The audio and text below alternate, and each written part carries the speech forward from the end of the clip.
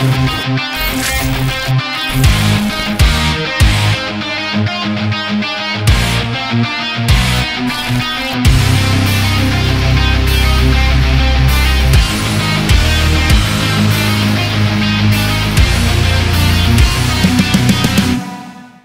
internautes et chers téléspectateurs, c'est avec une grande joie que nous vous retrouvons en ce jour pour une autre édition du Salon de Croissance. Nous louons toute l'œuvre glorieuse que Dieu est en train de faire dans chacune de nos vies et dans le monde entier au travers de nos émissions d'édification. Et aujourd'hui, nous nous retrouvons pour échanger autour de la personne du Saint-Esprit. Et pour cela, nous avons le privilège d'avoir dans ce lieu ces hommes de Dieu bénis que sont le pasteur Julio et le pasteur Patrick, à qui je souhaite la bienvenue dans ce studio de Salon de Croissance. Merci pasteur Valérie. Merci. Ceci étant, je vais sans transition aucune donner la parole au pasteur Patrick pour qu'il puisse prier pour cette édition. Prions le Seigneur. Cher Saint-Esprit, notre ami personnel, nous te rendons toute la gloire pour notre présence dans ce salon et pour ce que tu es en train d'accomplir au travers de ce ministère que nous rendons. Daigne nous inspirer, daigne utiliser tes serviteurs pour encore toucher le cœur de quelqu'un, pour communiquer ta pensée à une vie et la transformer à ton image au nom de Jésus-Christ. Amen. Amen. Amen. Le Saint-Esprit, tellement de choses lui sont attribuées, à tort ou à raison dans les églises. De temps en temps, les gens accrochent leurs émotions ou quelques-uns de leurs projets ou de leurs ambitions sur sa personne, tandis que d'autres sont dans une ignorance complète en ce qui concerne sa personne. Ces deux extrêmes au sujet de la personne du Saint-Esprit sont à l'origine du dégât et de la pauvreté spirituelle dans laquelle l'Église peut voguer. C'est la raison pour laquelle cette première édition, nous parlons de la personne du Saint-Esprit, ouvre simplement une série d'enseignements pendant lesquels nous allons parler de la personne du Saint-Esprit, de son œuvre dans la vie du croyant, des dons qu'il apporte, du fruit qu'il produit, de sa place dans la mission et de bien d'autres choses. Et donc, pasteur Julio, qui est le Saint-Esprit? Merci pasteur Valérie. En un seul mot, le Saint-Esprit est Dieu. Il est Dieu. La définition est trop rapide. Allons-y un peu plus en détail. Est-ce qu'il y a des éléments scripturaires qui témoignent de la divinité du Saint-Esprit? Merci, pasteur Valérie. Dieu lui-même dit qu'il est esprit. Et quand nous regardons le Saint-Esprit, il est co-créateur et coexistant. Quand on regarde à Genèse chapitre 1, on voit le Père qui dit « Faisons l'homme à notre image ». Il s'adresse à qui? Et nous voyons que le Saint-Esprit est depuis la création, depuis la base. Il se mouvait. Il se mouvait. Au commencement, la tête informe de vide. L'Esprit de Dieu se mouvait au-dessus des eaux. Donc le Saint-Esprit, depuis le commencement, il est co-créateur, comme j'ai dit, il est coexistant. Et quand on revient dans les Écritures, si on voit les attributs de Dieu, on voit que le Saint-Esprit est omniprésent, il est omniscient, il est omnipotent. Donc tout ce que Dieu est, Dieu le Père, le Saint-Esprit l'est également. Le Saint-Esprit est Dieu. Il est aussi le représentant de la divinité au sein de l'humanité. Il est le représentant de Jésus au milieu des hommes. J'aimerais qu'on lise un passage, pasteur Valérie. C'est Jean 14, verset 16. Il est écrit ici, « Et moi, je prierai le Père. » C'est Jésus qui parle. « Je prierai le Père et il vous donnera un autre consolateur afin qu'il demeure éternellement avec vous. » Jésus s'adresse ici à ses disciples. Il sent sa mort imminente. Il dit, je prie le Père, il vous enverra un autre consolateur. Donc pendant qu'il était sur la terre, Jésus était pour les disciples le consolateur, le paraclet. Il dit, j'enverrai un autre. Le Saint-Esprit vient représenter Jésus-Christ sur la terre. En d'autres termes, contrairement à l'hérésie islamique qui a voulu arracher l'attribut de paraclet et le remettre à un homme. En effet, quand Jésus disait à ses disciples, je vous donnerai un autre paraclet, il a dit, il sera avec vous et il demeurera éternellement. Éternellement avec vous. Donc, il ne s'agissait pas d'un homme. Il n'est pas question d'un homme. Puisque nous voyons que Mahomet, le prophète islamique, le faux prophète islamique, est venu et il est mort. Donc il n'est pas resté éternellement. Il s'agissait plutôt du Saint-Esprit dont nous sommes en train. Ça tombe quelque part en Asie, nous connaissons tous. Mahomet est venu, il est mort et on connaît sa tombe. Or, le Saint-Esprit est Dieu de toute éternité. Il est avec nous. Il demeure avec nous, éternellement avec nous. Ça veut dire que la Pentecôte, qui a été l'occasion où le Saint-Esprit a commencé à être venu sur la terre, remplir les hommes et agir dans l'Église, a inauguré une nouvelle saison. Une nouvelle saison. Et quand nous voyons la Pentecôte, le Saint-Esprit se révèle désormais aux hommes. comme l'agent fondateur et même directeur de l'Église. Donc, il fonde l'Église et dirigea l'Église dans la suite, comme Dieu. Alléluia. Il est bien d'avoir la connaissance de cette personne merveilleuse. Mais parlant de personne, je voudrais revenir quand même au pasteur Patrick. Le Saint-Esprit est une personne ou une puissance? Effectivement, voilà une question qui taraude beaucoup d'esprit et qui perturbe assez. Je vais dire ici, répondre par l'affirmative, dire que le Saint-Esprit, pasteur Valérie, est une personne. Même si Jésus, dans sa conversation avec la femme samaritaine, va dire Dieu est esprit. Et il faut que ceux qui l'adorent l'adorent en esprit, en vérité. Nous allons répondre à votre question en disant que le Saint-Esprit est une personne. Et nous allons dans le développement qui suit démontrer avec des bases bibliques que le Saint-Esprit effectivement est une personne. Dans les dernières conversations de Jésus avec ses disciples, si vous entrez, je vais à la suite des textes que le pasteur Julien a lu tout à l'heure, mais prendre cette fois-ci plutôt Jean chapitre 16, le verset 12 et le verset 13. Dès le verset 12, Jésus dit, j'ai encore beaucoup de choses à vous dire, mais vous ne pouvez pas les porter maintenant. Quand le consolateur sera venu, l'Esprit de vérité, il vous conduira dans toute la vérité, car il ne parlera pas de lui-même, mais il dira ce qu'il aura entendu. En tant que personne, le Saint-Esprit parle. Alléluia. Le Saint-Esprit parle. Et Jésus dit ici, le Saint-Esprit vous dira. Et quand vous allez même évoquer, nous allons évoquer d'ailleurs les dons du Saint-Esprit, vous allez voir qu'il y a des dons du Saint-Esprit qui sont des dons vocaux. Le Saint-Esprit parle. Il a parlé aux apôtres. Il les a conduits pendant leur ministère. Il conduit ses oins. Nous autres, nous ne venons pas ici dire des choses qui viennent de nulle part. C'est le Saint-Esprit qui parle au travers de nous. Comme une personne de Saint-Esprit agit, il s'exprime au travers de ses serviteurs. Toujours comme personne, nous allons dire que le Saint-Esprit a des émotions. Le Saint-Esprit peut être joyeux. Le récit du retour de mission des 70 nous dit d'ailleurs que lorsqu'ils ont fait leur rapport à Jésus, Jésus a tressailli de joie par le Saint-Esprit. Alléluia. Il a tressailli de joie par le Saint-Esprit. Et le Saint-Esprit agissant dans les vies, il vous apporte en lieu et place de la tristesse, la joie. C'est pourquoi il est aussi appelé l'esprit de joie. Alléluia. Le Saint-Esprit en tant que personne, et nous avons dit qu'il a des émotions, il peut également être attristé. La vie que vous menez peut attrister le Saint-Esprit. De la même manière que vous pouvez, par une parole, par une action, attrister un enfant ou bien même un adulte, le Saint-Esprit en tant que personne est attristé lorsque la vie que vous menez est de nature à choquer le cœur de Dieu, est de nature à ne pas réjouir le cœur de Dieu. Le savez-vous, par une parole d'un serviteur de Dieu, il peut attrister le Saint-Esprit dans sa vie. Par une parole ou par une action, un comportement de quelqu'un qui se dit enfant de Dieu, le Saint-Esprit peut être attristé.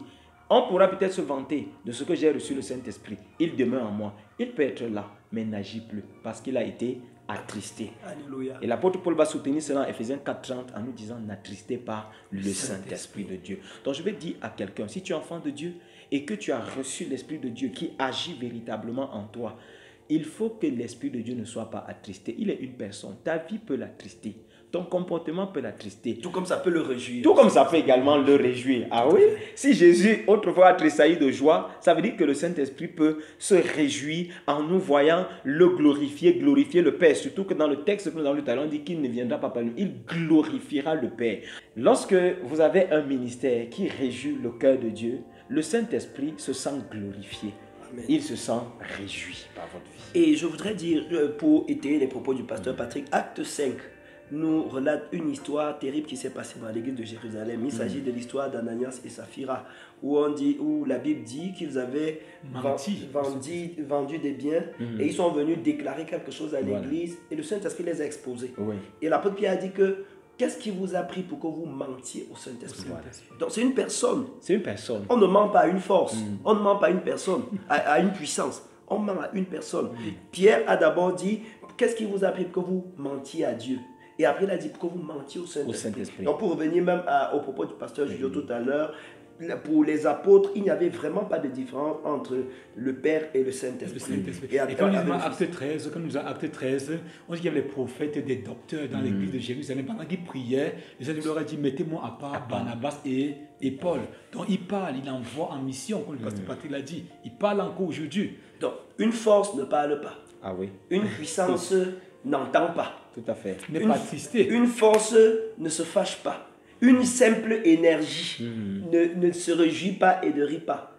Et or, une personne peut faire toutes ces choses-là. Le Saint-Esprit parle, il entend, il se réjouit, il s'attriste. Il est une personne, il est la personne de Dieu.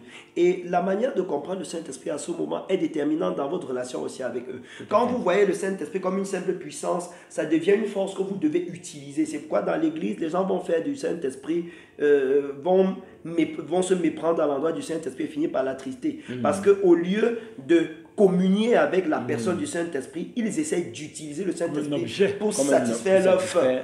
Pour satisfaire leur faim. Et donc, chers internautes et téléspectateurs qui nous regardaient en ce moment, sachez que le Saint-Esprit est une personne, il veut communier avec vous, il aime passer du temps avec vous. Quand il vient habiter en vous le jour de votre nouvelle naissance, comme nous verrons dans la suite, son désir c'est de se réjouir avec vous, c'est de communier avec vous, vous parler, entendre ce que vous avez à lui dire et vous utiliser. C'est lui qui veut vous utiliser, ce n'est pas vous qui l'utilisez. Maintenant, revenons aux hommes de Dieu.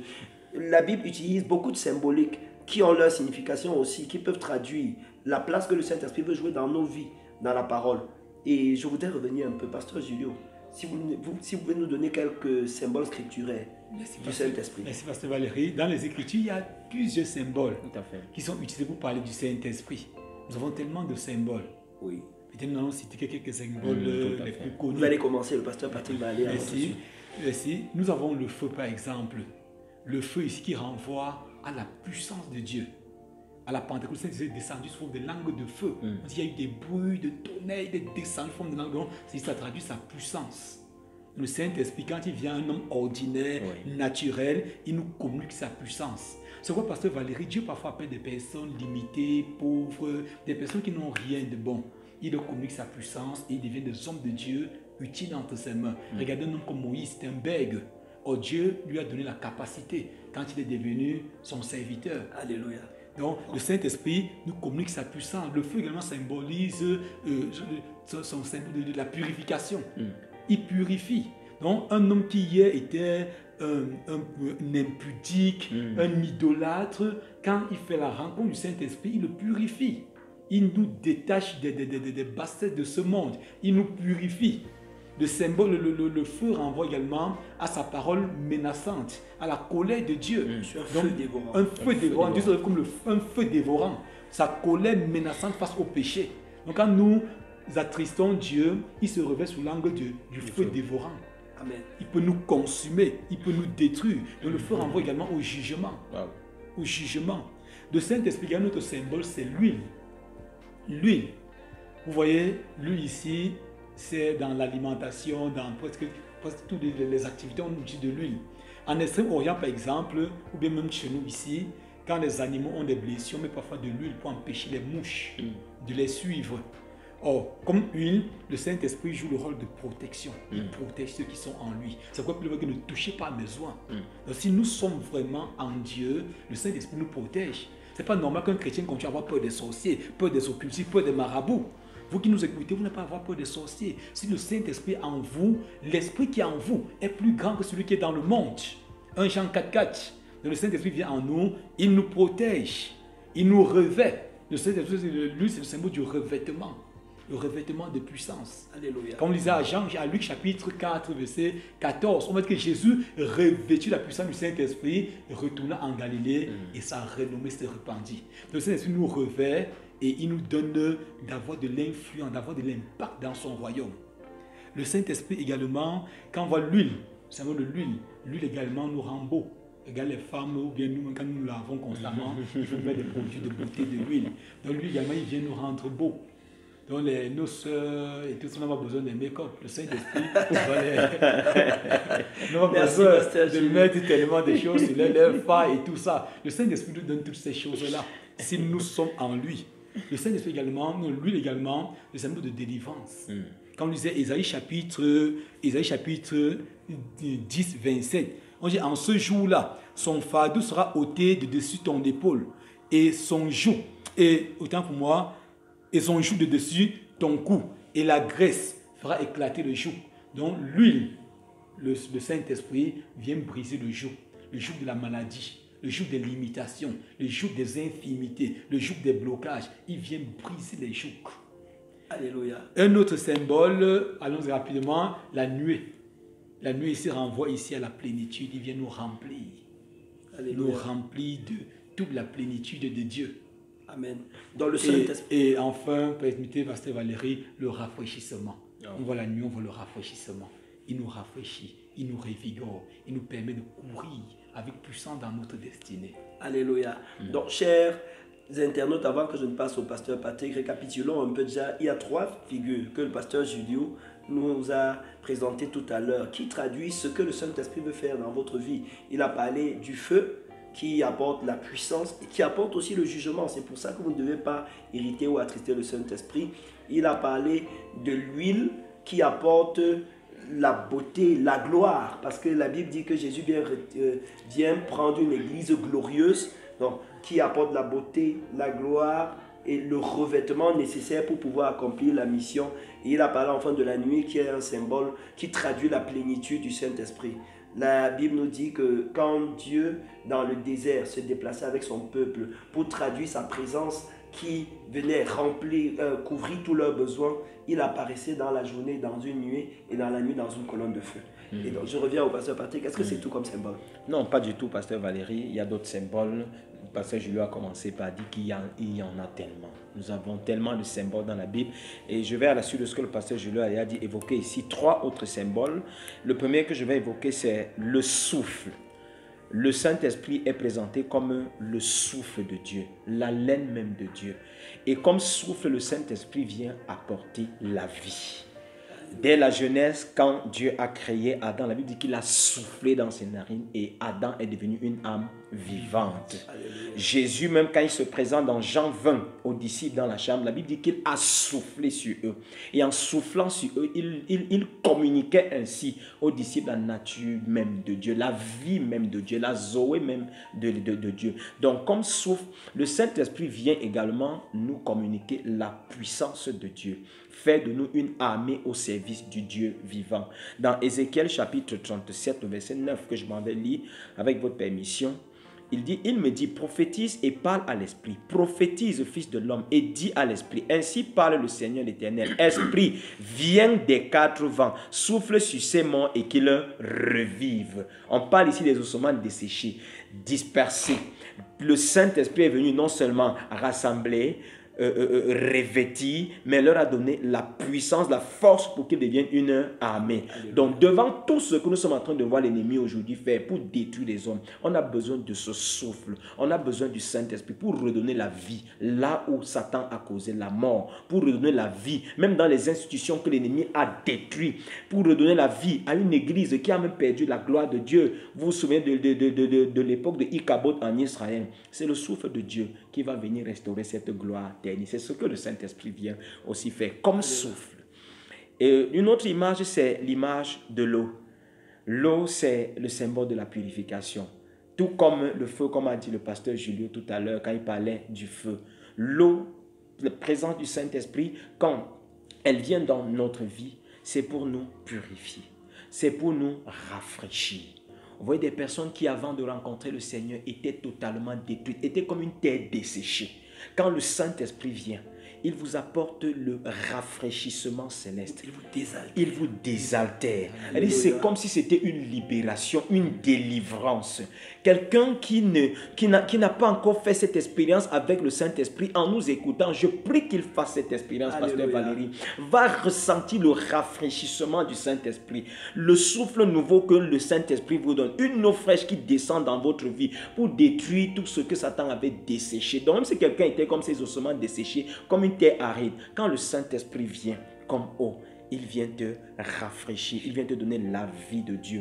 La troisième et dernière image que je vais évoquer, c'est l'image du vin. L'apôtre Paul dira, et je ne sais pas pourquoi dans la Bible, on aime bien comparer l'image, ce que fait le vin avec ce que fait le Saint-Esprit. Le jour de la Pentecôte, quand les apôtres ont été remplis du Saint-Esprit, qu'est-ce que la foule de profanes disait? Ils sont pleins de vin doux. Pourquoi? Parce que lorsqu'on regardait l'effet de ce que le Saint-Esprit a fait en eux, on avait l'impression qu'ils s'étaient enivrés. L'apôtre Paul parlera aux chrétiens d'Éphèse et leur dira, ne vous enivrez pas de vin, mais c'est de la débauche, mais soyez au contraire remplis du Saint-Esprit. Vous avez besoin d'être remplis du Saint-Esprit pour manifester même la nature, le caractère de Dieu, pour accomplir les œuvres même de Dieu. Amen. Il y a tellement de choses que Dieu veut faire au travers de nous, mais nous avons besoin de ce vin. Le vin du Saint-Esprit, que la Bible appelle encore le vin nouveau qui coule en nous. Nous avons besoin que le vin nouveau coule en nous pour nous porter même à accomplir même les visions. Nous avons autrefois parlé de la vision du but de Dieu pour accomplir le but de Dieu. Je vais t'inviter à boire de ce vin. Alléluia. Il ne va pas t'enivrer et te pousser à poser des actes de folie, mais au contraire, il va t'amener plutôt à faire au milieu des hommes la folie de Dieu, qui est une grande sagesse. Alléluia. Donc comme le pasteur Patrick disait, le Saint-Esprit, c'est le souffle de Dieu qui apporte la vie au monde, qui a communiqué la vie à l'Église dès ses premiers jours à la Pentecôte. Le Saint-Esprit, c'est une eau qui vient cette eau rafraîchissante qui viennent désaltérer les personnes fatiguées, découragées et leur redonner de l'espérance. Et enfin, c'est ce vin qui vient non pas vous entraîner dans la débauche, mais vous donner le courage, le zèle et la détermination pour pouvoir accomplir les visions que Dieu a pour votre existence. Donc, en substance, chers internautes et téléspectateurs, le Saint-Esprit, c'est une personne. C'est Dieu lui-même, parce que Dieu est esprit. Et en tant que personne, il entend, il parle, il agit, il communie, il se réjouit, il s'attriste. Et il voudrait communier avec votre personne, vous qui êtes en train de nous écouter. Et au travers de tous les symboles que nous avons pu voir aujourd'hui, nous découvrons toute la richesse glorieuse que le Saint-Esprit voudrait apporter dans votre vie. Il voudrait vous apporter la chaleur du feu. Il voudrait vous apporter la nuée de la plénitude. Il voudrait vous apporter le troisième élément que le pasteur Julien a donné tout à l'heure. L'huile. Il voudrait vous couvrir de l'huile véritable.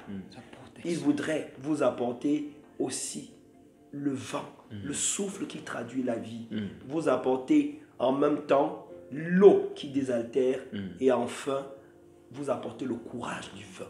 Il vous appartient simplement, pendant que vous êtes en train de suivre, de cesser de prendre le Saint-Esprit comme une simple force. Vous risquez de l'attrister terriblement. Si demain, un de vos enfants cessait de vous voir comme un père et vous voyez comme la banque parce que vous lui donnez de temps en temps de l'argent, ce serait vous dénaturer et ça vous ferait tellement de mal. Et donc, ne prenez pas le Saint-Esprit pour un simple objet, prenez-le pour une personne. Communiez avec lui, parlez avec lui. Il est omniscient, omniprésent, omnipotent et il saura lui-même vous conduire dans le projet de Dieu pour vous. Merci infiniment au pasteur Julien et au pasteur Patrick pour les moments passés avec vous. Merci pour tous les trésors et les grâces que le peuple de Dieu reçoit du ciel au travers de vous. Notre prière, c'est que dans cette saison, nous allons parler du Saint-Esprit, que véritablement les gens soient transformés dans les profondeurs par cette personne glorieuse. Que Dieu nous bénisse. Amen.